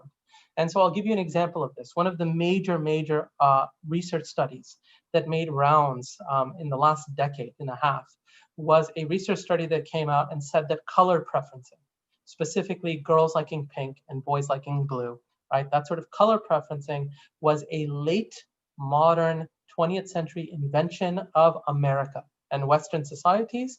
And that, in fact, if you look across societies in the past, anthropologically, people have had all sorts of color preferencing, and pink and blue wasn't necessarily the case. In the aftermath of that study, you have had a number of very, very significant studies done anthropologically, psychotherapeutically, and otherwise. Psychopathology, very prominent psychopathologists who have reviewed those studies and actually refuted them, and actually shown that color preferencing is far more stable, even color preferencing, across societies and times and places than we would otherwise assume, right? Which isn't to say that there isn't a social factor at all, but it is to say that it's much more dynamic and involved and contributed to by a variety of factors that are not merely environmental and social, okay? And that's just color preference, right? When you think about everything else, in terms of the assertiveness of men, right? There's no society in the world where women are the majority of the prison population. Men are the majority of the prison population, every country in the world, right? Why is that? Is it because men are being socially conditioned into criminality? Or is it because they have certain forms of aggressive behavior that come more naturally to men, right? And risk-taking. Risk-taking is another feature of men. One of the big studies, and something that has been paid a lot of attention to, is something referred to as the Nordic paradox. The Nordic paradox is focused on Scandinavian countries, and Scandinavian countries, as most of us know, have done a lot of work to try to insist upon gender egalitarian social spaces. And so they have laws and policies throughout those countries that require, for instance, quotas for different professions and places, and admissions into universities and all that, for minimums for women, very, very generous perks and benefits for women when it comes to things like maternity leave and all that type of stuff. There's so much effort that's gone into promoting gender equality in every single space. And the reason they call it the Nordic paradox is that the gender differences between men and women in these countries is actually higher than in countries that haven't done all that work, okay? And so part of the conclusion that many researchers have come through as part of this is simply the fact that, okay, if unimpeded, right, and all the obstacles are removed, what happens is that men and women simply behave in ways that come naturally to them, which are differentiated, right? So fewer women go into STEM in the Nordic regions than they do even in America, right? And so you'll see this, and this is one of the great, this is one of the studies that I think is quite compelling as well. You can take a look at, even now, transgenderism, right? One of the first things you'll see about transgenderism and transgender studies are now self-reports from people who start going through hormone therapy. So girls who start getting testosterone treatment, this is ubiquitous now. There are so many personal diaries and things like that, where after they start getting testosterone treatment, what they'll say is, like, now all I'm thinking about is sex, right? Like, I can't believe how much it's on my mind. And that men who start getting female hormone therapies like estrogen treatment and things like that, they say that I now never think about sex. It's so liberating and this and that. They start talking about and they write about these things publicly, right? Because there's a consequence to this. There's a consequence to all of this. And it's not simply a socially constructed enterprise. And Allah knows best. So that question done, hopefully. Assalamu alaikum. Next question. I'm wondering if being asexual, not attracted to any gender, is halal. Who a person is attracted to, they are not sinful for that attraction, right? When we talk about the halalness of something, okay? What is haram is what a person does by their actions. What a person does by their actions. And so long as someone does not commit sexually indecent behavior and they live pious lives, they are not doing anything haram. And Allah subhanahu wa ta'ala knows best. And in fact, they are doing something that is virtuous. And we ask Allah subhanahu wa ta'ala for hidayah in that. The next question, what's the ruling on mut'a marriages? Mut'a marriages are forbidden. And Allah knows best. Allah knows best. A neighbor who has a child same age as mine often comes by to chat. Lately has been asking me to watch their child occasionally. The child same age as mine often comes by to chat. They ask me to watch their child occasionally.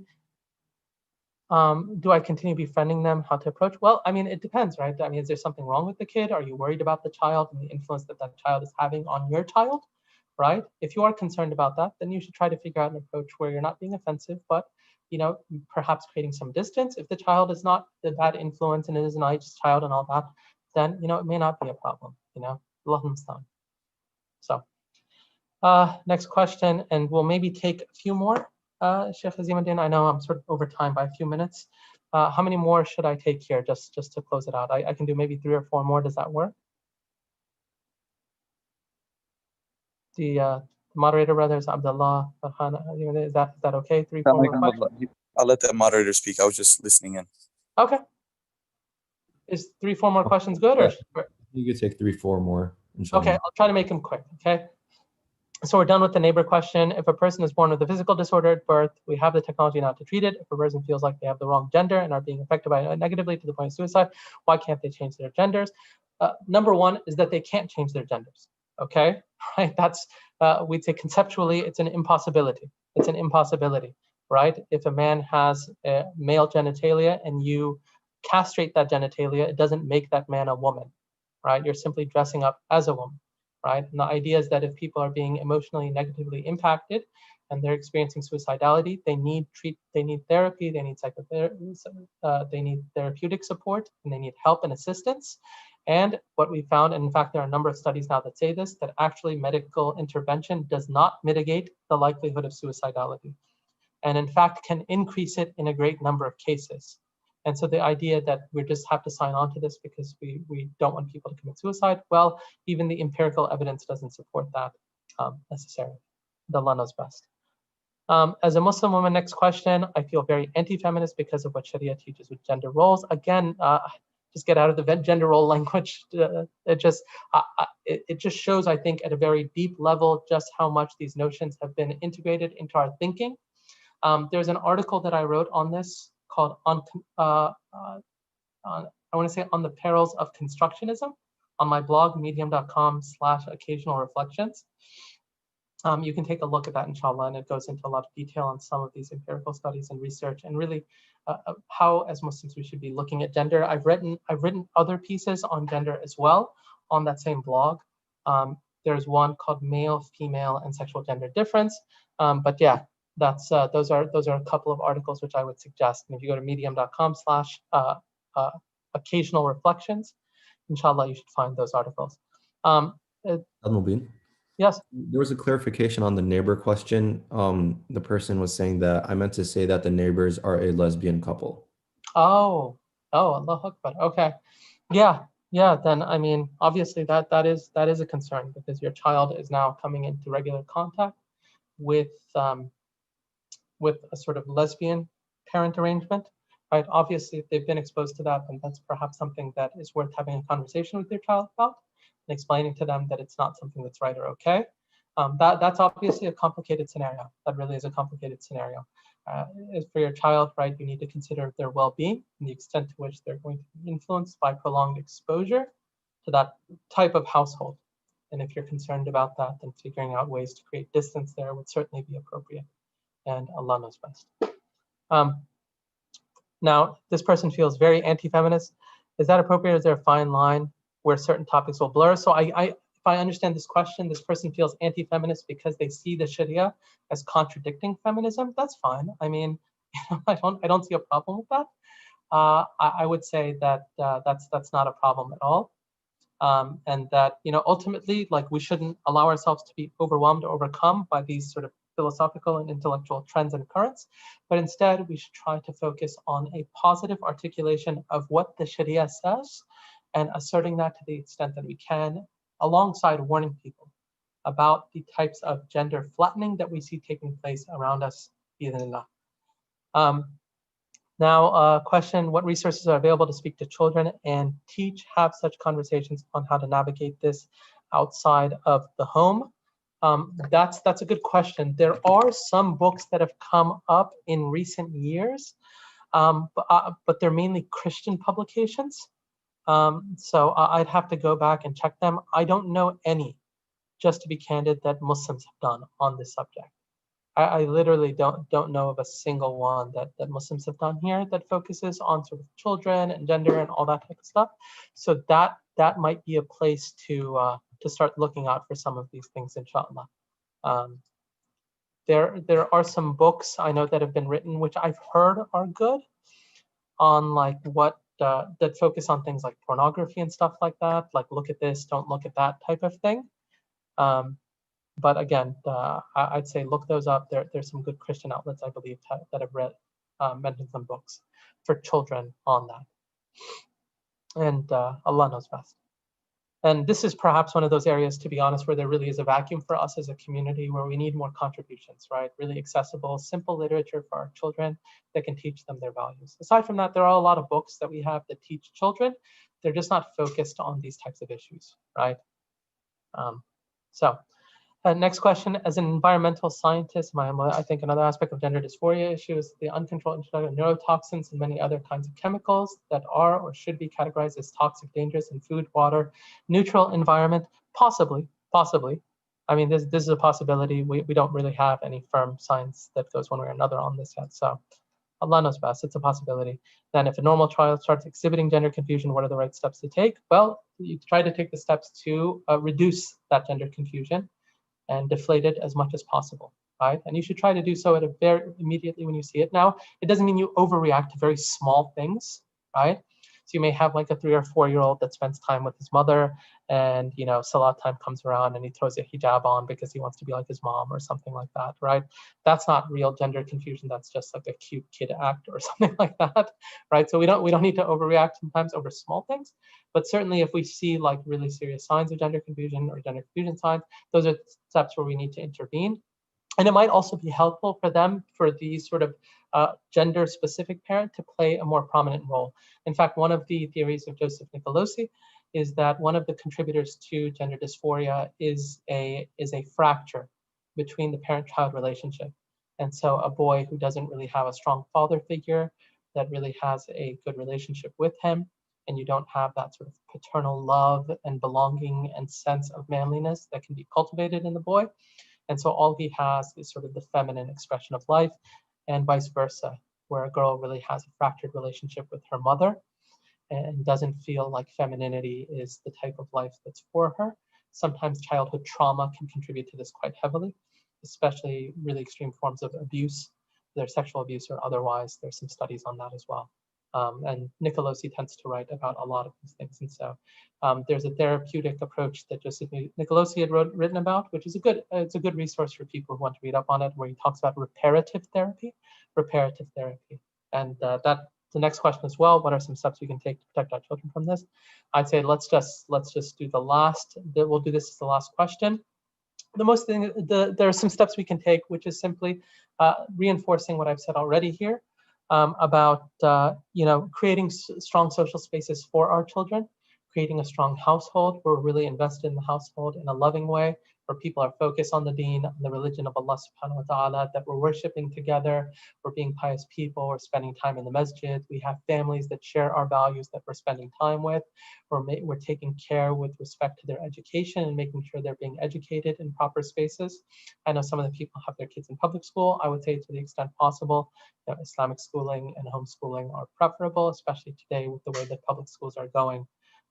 Those are certainly preferable options, and if those are viable in your situations, inshallah, they may be things worth considering. I'm not saying they're easy. I'm not saying that they don't come with their own challenges and problems. I'm simply saying given the gamut of problems and challenges that exist in public schools today, that those are options that are worth serious consideration. And again, we put our trust in Allah subhanahu wa ta'ala after putting our best foot forward and making dua for our children, right? Like we cannot forget that we take the means, ittikhad al-asbab, and then we place our trust in Allah subhanahu wa ta'ala as we do every single day. And Allah knows best. There are a lot more questions here. Fortunately, there's like 22 more questions. I think like 8 to 10 questions came in while I was going through the Q&A. Unfortunately, I'm not able to get to all of them. If people ever want to or have additional questions they'd like to get some answers to, they can always shoot me an email, mobeen.vaid@gmail.com. In addition to that, like I said, inshallah tomorrow at Muslim Matters, look out, there should be an article that gets published, a very lengthy one, on the topic of transgenderism. And Allah knows best. So Ustadh Mobeen, you still have a couple more minutes. So I was reading through the questions. If it's okay with you, can I just say some of them that have like common themes behind them, and then you could just... Sure, Bismillah, go ahead. Yeah, so there was a couple questions on how you said in the psychiatrist community, there's a change in how they view LGBT and these things as no longer like a mental illness. So there was quite a few questions on Muslim practitioners asking about this and how they should deal with it. Yeah, no, that's a good question. I mean, look, obviously anything that could be construed as conversion therapy probably carries licensing implications today, where people could lose their license. Having said that, I don't know that a lot of the approaches to conversion therapy have been especially effective or even helpful for people. I think reparative therapy approaches have proven to be helpful for people to varying degrees. And there's some Christian sites that have done a good job of this. There's one site called Brothers Road, I believe, and they have a program called Journey to Manhood, which is focused on boys who experience same-sex attraction and desires or feel gender dysphoria or gender anxieties about their sort of masculinity. So some people tend to speak very positively about them.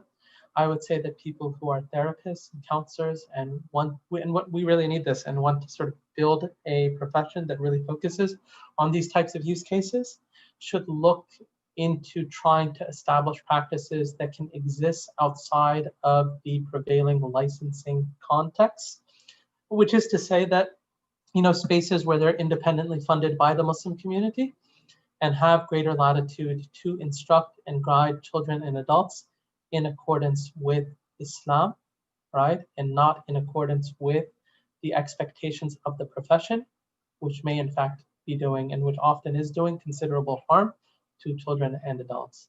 And so this is not something that I would say by any extent, to any extent is easy, simply because of the implications. And transgenderism is going that direction, right? It's going that direction where someday, non-affirmative therapy could be very, very seriously stigmatized. Christians have adopted that sort of alternative model, and they have whole networks and institutions that are focused on therapy and mental health and all that type of stuff, which are explicitly Muslim, right? And run by Muslims and are institutionally funded by, Christian and funded by the Christian community. As Muslims, we have a couple of those. They're very small. I don't know how good or bad they are, so I can't really speak for them. I believe there's one in Jersey, one in Chicago. So there are a couple here and there. But I'd say that one of the areas in which Muslims really need to invest is in that, right?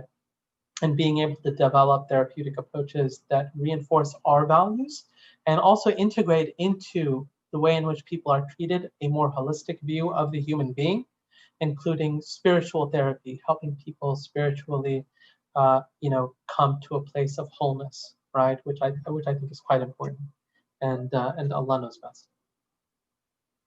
Any other questions? Yeah, there was once again like quite a few on how to deal with this in schools, how like the language and how people act if you don't use the correct language in schools and in a workplace environment? Yeah, I mean that's a tough question as well, right? I mean, look, if you're, I'd say the workplace is perhaps a little bit more clear, although the school is as well, right? If you're at the workplace and you don't address someone who's transitioned by the right pronoun, that can carry HR implications, right? In school, you might get suspended or expelled or something like that, right? If that's the case. And so if you're dealing with that type of situation, then obviously you don't, like, there's no reason for you to come out, right? Because you don't want to lose your job, right? Nor do you want to lose your schooling. But we should keep in mind, even in those situations, the hadith of the Prophet ﷺ, "Man ra'a minkum munkaran falyughayyirhu biyadihi," right? Whoever amongst you sees an evil, then he changes it with his hand. وَإِن لَمْ يَسْتَطِعْ فَبِلِسَانِهِ, and if he can't do that, then with his tongue. وَلَمْ يَسْتَطِعْ فَبِقَلْبِهِ, then at a minimum, you hate that action in your heart. You hate that action in your heart. And so the idea is that even in contexts where we can't necessarily speak out, right, we at a minimum monitor our hearts and make sure that our hearts never come to a place where they're indifferent to sin, where they are indifferent to sin and expressions of sin, but instead that we are always oriented towards Allah, and that we recognize that sin is something ugly and displeasing to Allah subhanahu wa ta'ala and a grave transgression. Okay, so at a minimum we do that, and then when we are in places and spaces where we can speak out, we don't hesitate to do so. We don't hesitate to do so. So the idea is that a person who, can just stay silent, try to stay away from that issue as much as they can, not contribute to whatever they have to do, right? But then, when they're when they have the latitude to be forthright about it, they are, right? When they're not at the workplace, when they're not in school, right? But when they're amongst others, and if someone were to ask them about it, they say, look, this is morally wrong, right? They don't have to come out sort of viscerally, but they should be straightforward, honest, and correct about it. And this is what Allah asks for us, and Allah subhanahu wa ta'ala knows best. There were quite a few parents asking on what they should do if their children start coming up to them and saying that they don't identify as their gender or they're expressing confusion. What are some steps or things they can do on that? Yeah, I mean, there's no playbook to this, right? I mean, these are all very recent issues. I myself have encountered families where one young child I dealt with, they were both boys. One I dealt with that was a boy, and I'm not like a therapist, just parents. I gave a lecture at one place, and the parents came up to me and the child there, and he had sort of a mild case, and he thought he was a girl, and I kind of looked at him. I said, look, there's nothing here that would indicate that at all. I said, mashallah, you're just like the rest of us, this and that. And a few weeks later, I sort of texted him. I said, how's everything going? He said, I don't even worry about that issue anymore. I'm fine. So alhamdulillah, he sort of detransitioned, if you will, and sort of desisted on his own very naturally, and it was okay. In other situations that I've run into, it can be quite severe, right? And so I'd say there are certain factors that a person should really try to have more attention around. Who are their friends? How much time are they spending on the internet? What sites are they going to, right? I would certainly cut those things off right at the root, right? So, maybe at some point it's like, look, there can't be any internet usage right now because of how damaging a pipeline that is to you and a really large cadre of just shayateen, right? And really evil and wicked people who are now trying to tell you what to do, which is not good for your own health, right?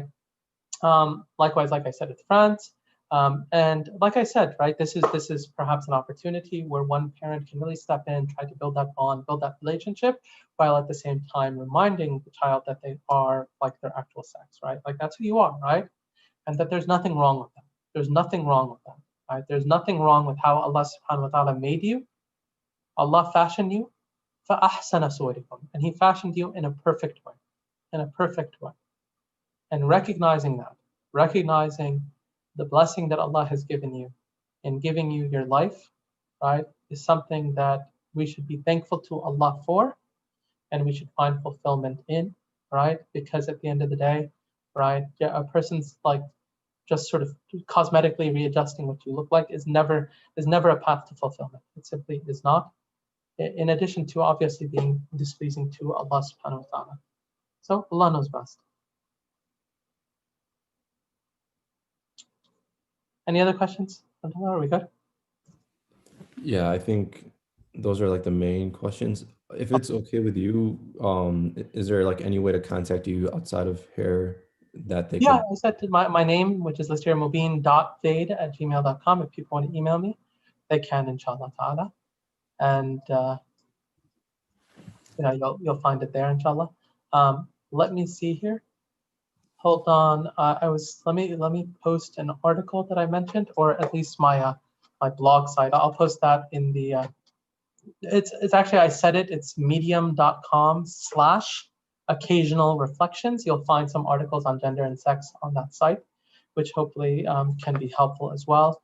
Specifically, like I said, there's one on the perils of constructionism, men, women, and the perils of constructionism. That's the name of it. There's a couple of them. There's one on gender diversifying our spaces.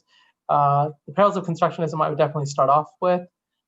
There's another one that I have, which is on gender wars, #MeToo, and building a program of virtue and dignity. So there's that one as well. So I'd say at a minimum, if you're going to read two, I would do the on gender wars, and then the men, women, and perils of constructionism. Inshallah, hopefully those will be of some benefit. I think they're pretty accessible, easy reads, inshallah. So, are we good, Abdullah? Yeah, I think we're good. Jazakallahu Khair, Ustadh Mobeen, for answering all those questions. I know it was quite a bit. No, it's not a problem at all. It's sort of rapid fire, right?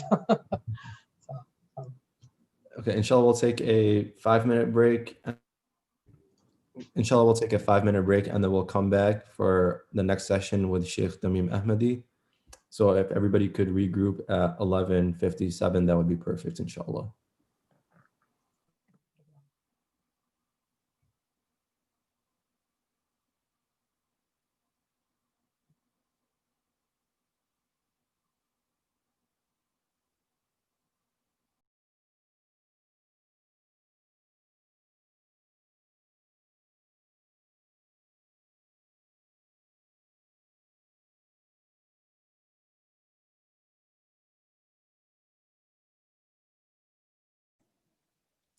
السلام عليكم ورحمة الله وبركاته.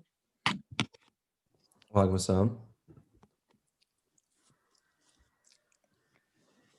السلام عليكم ورحمة الله وبركاته. مولانا I think you